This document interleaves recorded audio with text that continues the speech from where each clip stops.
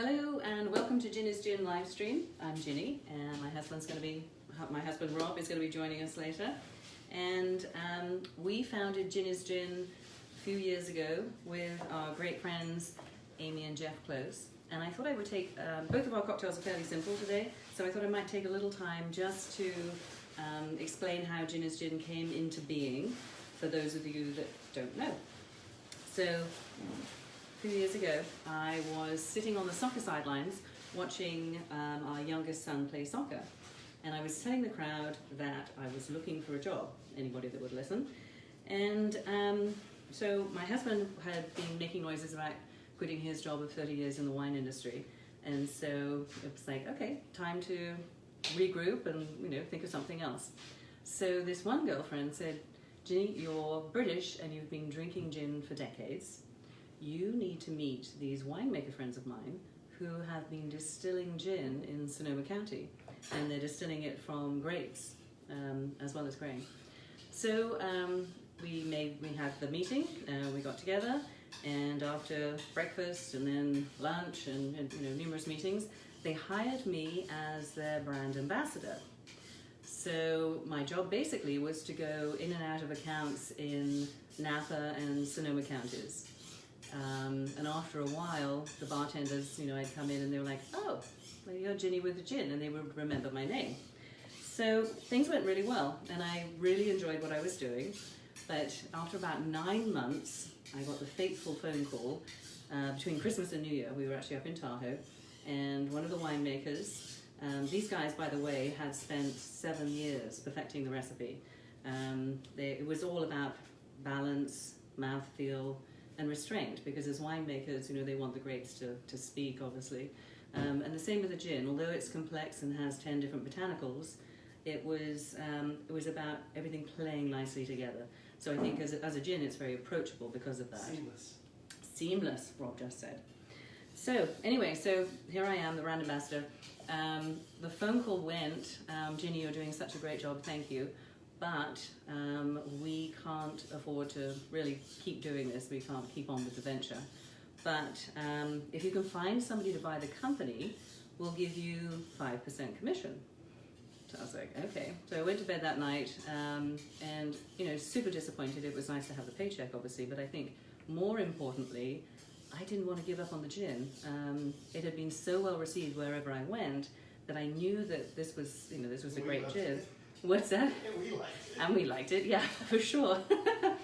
So, we started, the wheels started turning, and, I put a few spreadsheets together, and we started talking with our friends Jeff and Amy, some spirited conversations, and, somewhat intoxicated conversations too, I'm sure. But after a while, it sort of became clear that, we should maybe be serious about this. So I go to our 2 teenage sons and I say, help me put together a PowerPoint presentation. So they teach me enough to be dangerous and walk away, typical teenagers. So I remember presenting at brunch, and I allayed fears and I, rebuffed all the negatives and everything. But I think I put a fairly good presentation together. So Jeff and Amy say, let's do it, we're in. And we look at Rob, and he's like, hell no, we're not getting in the booze business. So that was that. So maybe he was right, yes. Anyway, so I go to bed that night very disappointed and, thinking, God, I just don't want to give up on this. So a few days later, I was having coffee in Santa Rosa with a girlfriend and telling her the story, and she's like, well, Ginny, show me the presentation. And I happened to have it on my laptop, no big deal. So I just showed her the presentation, no pitch, it was really just informative, if you like. She said there and then in the coffee shop, she's like, I'll lend you your portion of the investment. So that's how we got to be in business. So, it took some time, obviously. We rebranded, we took the gin and we put it in a wine bottle, and that was obviously to honor the vineyard provenance, the winemaker recipe. As I said, these 5 winemakers, they spent 7 years perfecting the recipe. So, I didn't want to let it go. So in the wine bottle, my name, Ginny, obviously, you know, I've been drinking gin the longest, so that's why they let me put my name on the bottle, but it kind of works too. Some people are like, is your name really Ginny? You know, so not everybody believes that my name actually is Ginny, but it is. On the back label, I don't know if, you know, a lot of you probably already know this, but there's a name cloud. The name cloud is for all the friends and family members that help make it happen. My two sisters, three sisters, put three sisters on there because they're actually the ones that named me. So when I was born, I was a little bit of a mistake, and my sisters were all flying the nest. They were sort of late teens and what have you. So my mother, you know, at a loss for another girl name, she gave them a job of naming me. The winning name was Virginia, but nobody's ever called me Virginia, unless I'm in trouble. They've always called me Ginny, so hence Ginny's Gin. So there you go. So now you have the backstory, for those of you that didn't know the full story. So what I'm going to make today is a Tom Collins. It's a Blackberry and Sage Tom Collins. By the way, Rob is fully on board now, obviously, as you can see, and he's our cocktail guru. So we were hiking the other day, and I noticed that the blackberries were now in season. They're all getting beautifully ripe. I did pick some blackberries on the hike, but I ate them all, so I had to go to the store for these. But if you can get wild blackberries for this, that's very cool. And then with the sage is all out of the garden as well. So very simple. What we're going to do is take 4 sage leaves. Savory cocktail. The sage really lights up the blackberries and sage go together. 1, 2, 3, 4 sage. And then we're going to take 6 blackberries. 2, 4, 6. And we're going to put a little simple syrup. So we're going to do half an ounce of simple syrup in there. And we're going to add a little, obviously, to this. And we're going to muddle it. This is a muddler.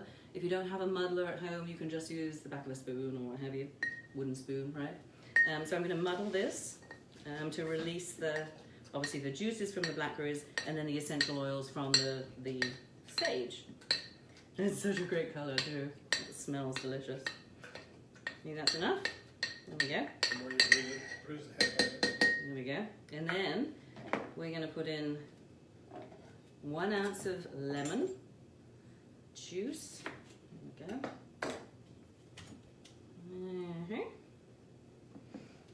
Yeah, the hiking has been kind of fabulous recently, I must say. It's helping with the sanity, gotta say. Hope you guys are all staying sane. And of course the cocktails help too, yes. Do you mind getting me a strainer, because I got some pips in there, honey, please? Thank you. Oh, I've got one. I have one, sorry. Okay, so here's the lemon, 1 ounce. There we go. Cool. That's not. And pips. Voila. And 2 ounces of the main attraction, gin. This is of Ginny's Gin. Okay. 2. There we go. And then I'm just going to add some ice cubes and stir it up so it gets nice and cold. And then I'm going to strain it into my cocktail glass. You know, it is a Tom Collins, so you can put it in a Collins glass, which is the tall one. But I really love this glass right here, so I'm just going to use that today. Ice, okay.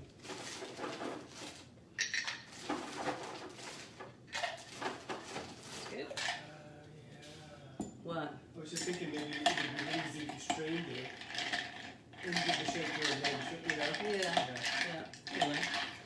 There are different ways you can do this, obviously. If you have a hard time, you know, with the blackberry bunging up the sieve, which we might find, we'll see. I just love this colour. Oh my god, look at that colour. Okay, got all that. And we're going to put some nice ice cubes in here.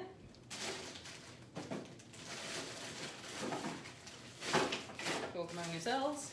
There's one more.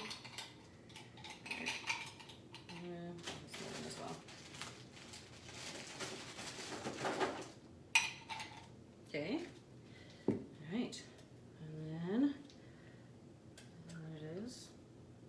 Oh, you know what? Let's do this. Let's do the double strain. Sorry, double straining here. There we go. Oh my god, I love that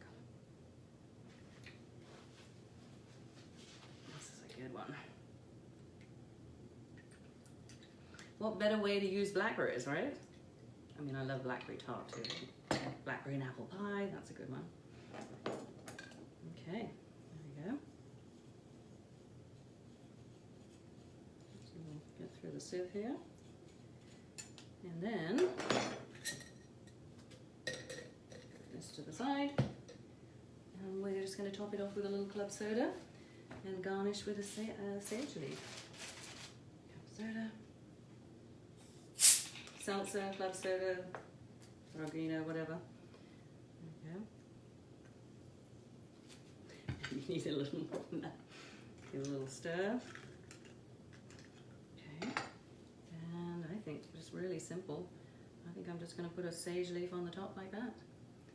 Et voila. Blackberry and sage Tom Collins. Cheers everybody.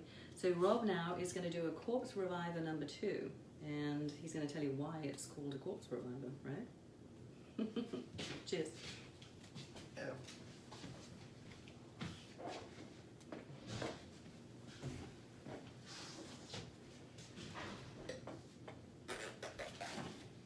Okay. Hi everybody. Okay, so Corpse Reviver 2. So the Corpse Reviver 1 was pre-prohibition cocktail that was known as a hangover cure. So people would kind of, you know, after a really big night, drag themselves into the bar the next morning. And a Corpse Reviver is basically 30% alcohol, so it's about as strong as it's about the same as a martini. And so they used to use brandy. Now the Corpse Reviver 2 is a gin version, and so it's a pretty simple drink. It's really easy to make. It has equal parts of gin, Lillet Blanc, lemon juice, and orange liqueur. And I like Grand Marnier, but Cointreau is kind of like one of the ones that people usually recommend. So it's an ounce of lemon juice, ounce of gin, ounce of Lillet, and an ounce of Grand Marnier. And so Lillet, yeah. And so super easy, super balanced and tasty, and a little bit strong, which is great. So I'm gonna just take my lemon and drop it in half, and I'm gonna come up with my ounce of lemon juice this way, right into the, yep. Those are pretty juicy little lemons actually. So there you go, there's the ounce of lemon juice. Sorry. And yeah, ounce of gin, ounce of Lillet Blanc, and ounce of Grand Marnier. Ooh, very nicely said. And there you go. Everything is in the pool. Don't need the simple syrup. And then some people will take their glass, which mine's in the freezer, and they will put a little absinthe and do an absinthe rinse and then dump it out and then put the 4 portions. I like to do, I put some absinthe in a dasher bottle. So I kind of like 1 dash. So the dash is in. And then now all we have to do is give it a good shake. Shaking away in The shaker tin and a nice chilled glass.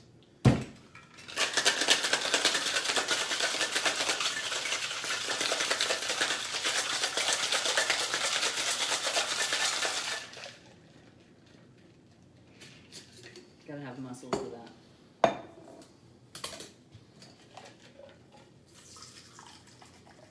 Delish. And then no garnish. I mean, some people do call for orange peel. I don't think it needs a garnish. I think it's beautiful the way it is. Super chill. It's got some little tiny shards of glass in there, or ice. Hopefully not. Just ice. And that's the Corpse Reviver 2. Okay. It's the most delicious of all the Corpse Revivers. Yeah, cheers. Yeah. All right, so we're going to have a little cheers here. Enjoy your weekend, guys. Thank you for watching on a Friday as opposed to a Saturday. We figured it would be kind of nice for us to just have our weekend. We didn't want to wait till Saturday to have a drink. It's never stopped us before. Cheers. All right, guys. Cheers and happy weekend. Cheers, and thank you. That's the best one I made all week. I practiced for a few days to make sure I'd had it down right. Yeah. Okay. Yep, that's it. Cheers. Okay.